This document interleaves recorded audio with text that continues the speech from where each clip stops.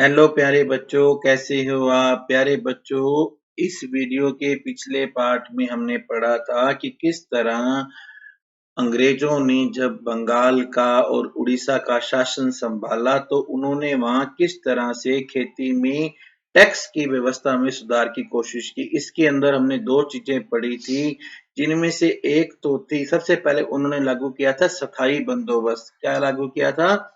स्थायी बंदोबस्त, जिसे लागू करने वाला था चार्ल्स कॉर्नवालिस। ठीक है। स्थायी बंदोबस्त के बाद में दूसरी व्यवस्था लागू हुई थी होल्ट मैकेंजी की व्यवस्था, और एक व्यवस्था लागू होल्ट मैकेंजी की व्यवस्था में इन्होंने गांव को महाल से बांट दिया, और दूसरी थी मुनरो की व्यवस्था, जिसमें इन्होंने रैयतवारी या रैयतवार का नाम दिया। अब हम आगे पढ़ते हैं। यूरोप के लिए फसलें। अंग्रेजों ने यह भी महसूस किया कि ग्रामीण इलाके न केवल राजस्व प्रदान कर सकते हैं, बल्कि वहां यूरोप की जरूरतों के हिसाब से सही फसलें पैदा की जा सकती है। 18वीं सदी के आखिर तक कंपनी ने अफीम और नील की खेती पर पूरा जोर लगा दिया, और 150 साल तक वो देश के अलग अलग भागों में किसी न किसी फसल के लिए किसानों को मजबूर करते रहे। जैसे कि बंगाल में पटसन उगाओ, आसाम में चाय उगाओ, संयुक्त प्रांत जो आजकल उत्तर प्रदेश है वहां गन्ना उगाओ, पंजाब में गेहूं उगाओ, महाराष्ट्र और पंजाब में कपास, और मद्रास में चावल उगाओ। तो ये वो इन चीजों के लिए मजबूर करते रहे।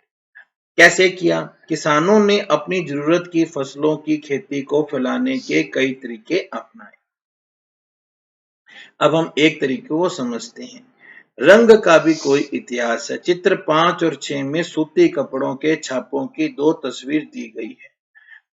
चित्र 5 के अंदर आंध्र प्रदेश के आंध्र प्रदेश के बुनकरों द्वारा बनाए गए कलमकारी छापे हैं। ये आंध्र प्रदेश के बुनकरों ने बनाए हैं। और दूसरी तरफ ब्रिटेन के प्रसिद्ध कवि और कलाकार विलियम मॉरिस द्वारा बनाए गए फूलों के छापे। विलियम मॉरिस बहुत प्रसिद्ध कवि थे। तो देखो, एक आम किसान, एक आम बुनकर का बनाया छापा और एक विलियम मॉरिस का बनाया छापा, दोनों में एक चीज समान है कि गहरा नीला रंग।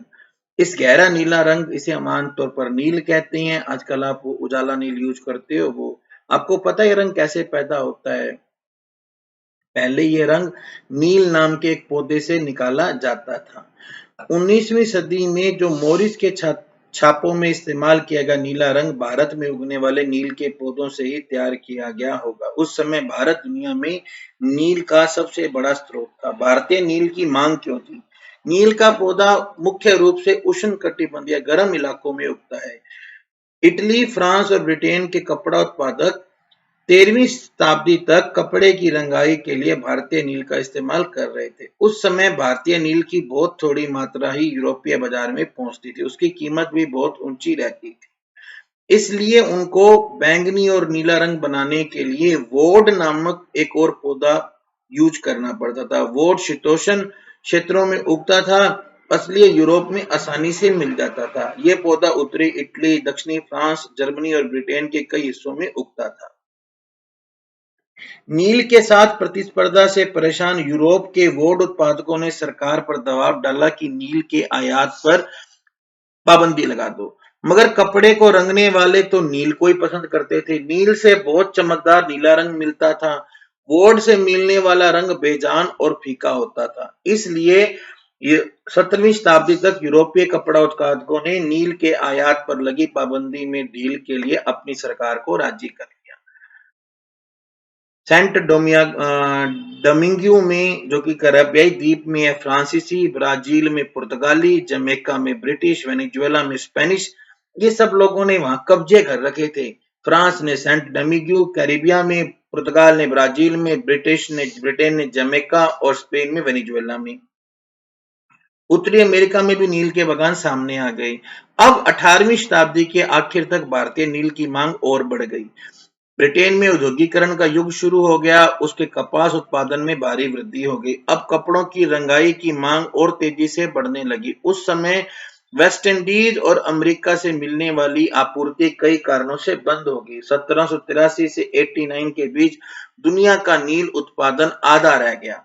अब ब्रिटेन के रंगरेज नील की आपूर्ति के लिए किसी और जगह देख रहे थे, ये नील कहां से मिलता।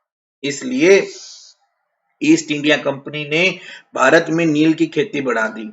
देखो साहब, 18वीं सदी के आखिरी दशक से ही बंगाल में नील की खेती तेजी से फैलने लगी थी। बंगाल का नील दुनिया भर पर छा गया।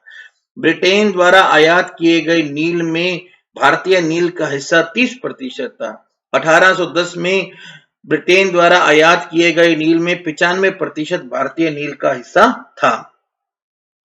ये सेंट डोमिंगो में गुलामों की बगावत को दिखाया गया है। जैसे जैसे नील का व्यापार फैला, कंपनी के अफसर और व्यावसायिक एजेंट नील के उत्पादन में पैसा लगाने लगे। समय बीतने के साथ साथ कंपनी के बहुत सारे अधिकारियों ने नील के अपने कारोबार पर ध्यान देने के लिए नौकरियां छोड़ दी। भारी मुनाफे की उम्मीद में स्कॉटलैंड और इंग्लैंड के बहुत सारे लोग भारत आए और उन्होंने नील के बागान लगा लिए। जिनके पास नील की पैदावार के लिए पैसा नहीं था, उन्हें कंपनी और नए नए बैंक कर्जा देने को तैयार रहते थे। नील की खेती। नील की खेती के दो तरीके थे, एक था निज और एक था रैयती। निज खेती के अंदर बागान मालिक खुद अपनी जमीन में नील का उत्पादन करते थे, या तो जमीन खरीद लेते या दूसरे जमींदारों से जमीन भाड़े पर लेकर मजदूरों को काम पर लगाकर नील की खेती कराते थे। निज खेती बागान मालिकों को निज खेती का क्षेत्रफल फैलाने में समस्या आती थी। नील की खेती केवल उपजाऊ जमीन पर की जा सकती थी। ऐसी जमीन पर आबादी पहले ही बहुत ज्यादा थी, वहां पर उन्हें छोटे मोटे खेत ही हाथ लगते थे। जबकि नील की खेती के लिए उन्हें बड़े बड़े भूखंड, बड़े बड़े खेतों की जमीन, बड़े बड़े जमीन चाहिए होती थी। इस तरह की जमीन कहां से मिलती। उन्होंने नील की फैक्ट्री के इर्द गिर्द पट्टे पर जमीन लेने के प्रयास किए और वहां के जमींदारों को हटवा दिया। इससे टकराव और तनाव पैदा हो जाता। मजदूरों का इंतजाम। देखो, बड़े बागान के लिए बहुत सारे मजदूर चाहिए, और मजदूर भी तब चाहिए जब किसान धान की खेती करते। एक ही टाइम फसल उगती थी, धान की और नील की। जब धान की खेती चाहिए तभी हमें नील की खेती में मजदूर चाहिए, तो मजदूर नहीं मिलते थे। और हल बैल की भी बहुत जरूरत पड़ती थी। 1 बीघा नील की खेती के लिए 2 हल चाहिए। इसका मतलब है अगर आपके पास 1000 बीघा जमीन है तो 2000 हल चाहिए। हल को खरीदना, उसका संभाल कर रखना बड़ी समस्या थी। किसानों से भी हल नहीं मिलते थे, आपको खुद के लाने पड़ते थे, क्योंकि जिस समय नील उत्पादकों को हल की जरूरत होती थी उस समय किसान के हल बैल भी चावल की खेती कर रहे होते थे। इसलिए बागान मालिक निज खेती का क्षेत्रफल फैलाने में हिचकिचाते थे। इसके इस खेती के अंतर्गत सिर्फ 25% जमीन निज खेती की थी, बाकी 75% जमीन रैयती व्यवस्था की। रैयती व्यवस्था में क्या करते थे कि बागान मालिक रैयतों के साथ एक अनुबंध करते थे। कई बार वो गांव के मुखियाओं को भी रैयतों के साथ संबंध समझौता करने के लिए बाध्य कर देते। जो अनुबंध पर दस्तखत कर देते उन्हें नील उगाने के लिए कम ब्याज दर पर बागान मालिकों से नकद कर्जा मिल जाता। कर्जा लेने वालों को अब कम से कम 25% जमीन पर नील की खेती करनी होती थी। बागान मालिक बीज और उपकरण देता था, जबकि मिट्टी को तैयार करना, बीज बोना, फसल की देखभाल का जिम्मा काश्तकार के ऊपर था। जब कटाई के बाद फसल बागान मालिक को सौंप दी जाती तो रैयत को नया कर्जा मिल जाता और वही चक्कर दोबारा शुरू हो जाता। देखो, भारत में जो नील की खेती करने वाले अधिकांश पुरुष ही होते थे। यहाँ पर आप देख रहे हो कि वो पुरुष जो है वो फसल काट रहे हैं और ये आगे फसलों को चढ़ाया जा रहा है और नील के गट्ठर लगाए जा रहे हैं। नील की खेती का उत्पादन कैसे होता था, यहाँ पर एक नील का कारखाना दिखाया गया है। औरतें नील के पौधों को होंदों तक ढोकर लाती थी। नील के गांव आमतौर पर बागान मालिकों की फैक्ट्री के पास होते। कटाई के बाद नील के पौधों को वैट्स होद में पहुंचा दिया जाता। ये देख रहे हो ना बच्चों, ये होद है, होद तक पहुंचा दिया जाता। रंग बनाने के लिए 3-4 कुंडों की जरूरत पड़ती है। हर होद का अलग अलग काम था। नील के पौधे से पत्तियों को तोड़कर पहले एक कुंड में गर्म पानी में कई घंटे तक डुबोया जाता था। इस होद को स्टीपर कुंड कहा जाता था। जब पौधों में किण्वन हो जाता तो बुलबुले उठने लगते। अब सड़ी पत्तियों को निकाल दिया जाता और इस चीज को एक और होंद में डाल दिया जाता। दूसरा होंद पहले होंद के ठीक नीचे होता था। दूसरा होंद वाटर बीट में इस घोल को लगातार हिलाया जाता और पैडलों से खंगाला जाता। जब द्रव्य हरा और फिर नीला हो जाता तो होंद में चूने का पानी डाला जाता। धीरे धीरे नील की पपड़ियां नीचे जम जाती और साफ द्रव्य निकल आता। द्रव को छानकर निकाल लिया जाता और नीचे जमी नील की गाद यानी नील की लुगदी को दूसरे कुंड में डाल दिया जाता, फिर निचोड़कर बिक्री के लिए सुखा दिया जाता। अब ये जो बंदा है ये हो दिलाता है। इनको 8 घंटे तक कमर तक नील के घोल में खड़ा रहना पड़ता था और ये 8-8 घंटे तक इसको हिलाते रहते थे। अब बिक्री के लिए नील तैयार होता है, फिर इसे सांचों में डालकर मजदूर उन पर मोहर लगा देते और इनको सुखाने के लिए ले जाते। जो किसान पहले इन कर्जों से फंस जाते थे, उन्हें जल्दी समझ में आ गया कि ये तो बहुत समस्या है, क्योंकि उन्हें नील की जो कीमत मिलती थी वो बहुत कम होती थी और कर्जा तो कभी खत्म ही नहीं होता था। बगान मालिक चाहते थे कि किसान अपने सबसे बढ़िया खेत में नील की खेती करे, लेकिन नील के साथ परेशानी ये थी कि उसकी जड़ें बहुत गहरी होती थी और नील मिट्टी की सारी ताकत खींच लेता था। एक बार नील की कटाई कर लो फिर वहां पे धान की खेती नहीं होती थी। इसके बाद मार्च 1859 में बंगाल के हजारों रैयतों ने नील की खेती से इनकार कर दिया। जैसे जैसे विद्रोह फैला, रैयतों ने बगान मालिकों को लगान चुकाने से भी इनकार कर दिया। वे तलवार भाले और तीर कमान लेकर नील की फैक्ट्रियों पर हमला करने लगे। औरतें अपने बर्तन लेकर हथियार लड़ाइयों में कूद पड़ी। बगान मालिकों के काम करने वालों का सामाजिक बहिष्कार कर दिया गया। उनकी तरफ से जो आने वाले गुमाश्ता एजेंट होते थे उनकी पिटाई की गई। रैयतों ने कसम खा ली कि ना तो नील की खेती के लिए कर्जा लेंगे और ना ही बगान मालिकों के लठियालों यानी कि लाठी वाले गुंडों से डरेंगे। नील के किसान चुप बैठने को तैयार नहीं थे। एक्चुअली उनको ऐसा, ये बिल्कुल सही बात है कि जो लोग दबे होते हैं वो हमेशा बगावत नहीं करते हैं, लेकिन कभी कभी ऐसा हो भी जाता है। नील मालिकों रैयतों को लगा 1859 में नील रैयतों को लगा कि बगान मालिकों के खिलाफ बगावत में उन्हें स्थानीय जमींदारों और मुखियाओं का समर्थन मिल सकता है।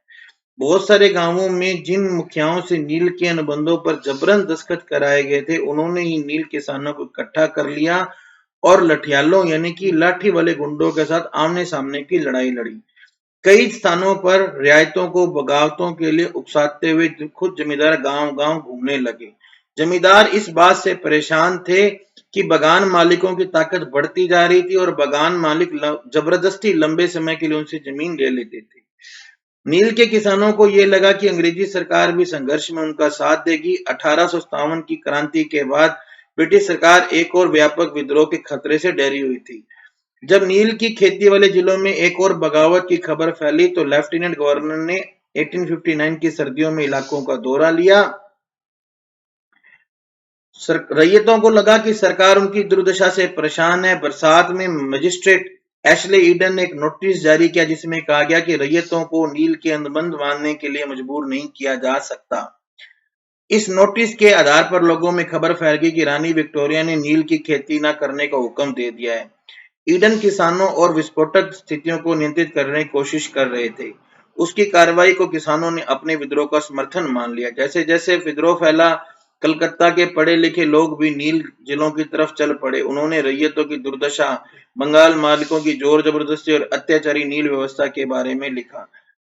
इस बगावत से परेशान सरकार को बगान मालिकों की रक्षा के लिए फौज बुलानी पड़ी। नील उत्पादन व्यवस्था की जांच के लिए एक नील आयोग बना दिया गया। इस आयोग ने बगान मालिकों को दोषी पाया, जोर जबरदस्ती के लिए उनकी आलोचना की। उन्होंने कहा कि नील की खेती रैयतों के लिए फायदे का सौदा नहीं है। उन्होंने रैयतों से कहा कि वे मौजूदा अनुबंध को पूरा करें, लेकिन आगे चाहें तो नील की खेती बंद कर सकते हैं। इस बगावत के बाद बगानों में नील का उत्पादन धराशायी हो गया। बगान मालिक बिहार पर ध्यान देने लगे। 19वीं सदी के आखिर में कृत्रिम रंगों का निर्माण होने लगा। इससे उनका व्यवसाय भी बुरी तरह प्रभावित हुआ। फिर भी वे उत्पादन फैलाने में सफल रहे। जब महात्मा गांधी दक्षिण अफ्रीका से लौटे तो बिहार के एक किसान ने उन्हें चंपारण आकर नील किसानों की दुर्दशा देखने का न्योता दिया।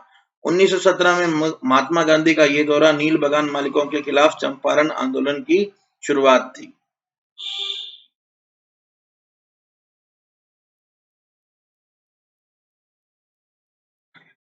यहाँ पर हमें एक चांदीपुर हरदी के एक नील काश्तकार हाजी मुल्ला से मंगलवार 5 जून 1860 को नील आयोग के सदस्यों ने बात की। उनके कुछ जवाब सुनिए। WS सीटनकार, जो कि नील आयोग के अध्यक्ष थे, क्या तुम नील की खेती के लिए तैयार हो? अगर नहीं तो किस तरह की शर्त पर खेती करना चाहोगे? हाजी मुल्ला, मैं नील उगाने को तैयार नहीं हूँ। मुझे नहीं लगता कि कोई भी नई शर्त मुझे संतुष्ट कर सकती है। श्री साले, क्या तुम ₹1 प्रति बंडल की कीमत पर भी खेती नहीं करना चाहते? नहीं, मैं नहीं करूंगा। नील उगाने की बजाय मैं कहीं और चला जाऊंगा, भीख मांग लूंगा, पर नील नहीं उगाऊंगा। वेस्ट इंडीज में नील उत्पादन। 18वीं सदी की शुरुआत में एक फ्रांसीसी मिशनरी जो बैप्टिस्ट लबात ने कैरिबियाई द्वीपों का दौरा कर उनके बारे में विस्तार से लिखा। ये तस्वीर लबात की एक पुस्तक से ली गई है। यहाँ फ्रांसीसी बागानों में नील उत्पादन के सारे चरणों को दिखाया गया है। यहाँ पर आप देख सकते हैं कि गुलाम मजदूर नील के पौधों को सेटलर वाट में डाल रहे हैं। एक और मजदूर मशीनी चरखी से गोल को घुमा रहा है। ये वाला जो मशीनी चरखी से गोल को घुमा रहा है। 2 मजदूर नील की लुगदी को बोरों में भरकर सुखाने के लिए ले जा रहे हैं और 2 मजदूर नील की लुगदी मिलाकर सांचों में डालने के लिए तैयार कर रहे हैं ये वाले। और ये जो बीच में बागान मालिक है, ऊंची जगह पर खड़ा होकर सारे गुलामों पर नियंत्रण कर रहा है। तो इस तरह से हमारा बच्चों ये पाठ पूरा होता है। अगले वीडियो में हम इसके क्वेश्चन आंसर करेंगे। Thank you, have a good day.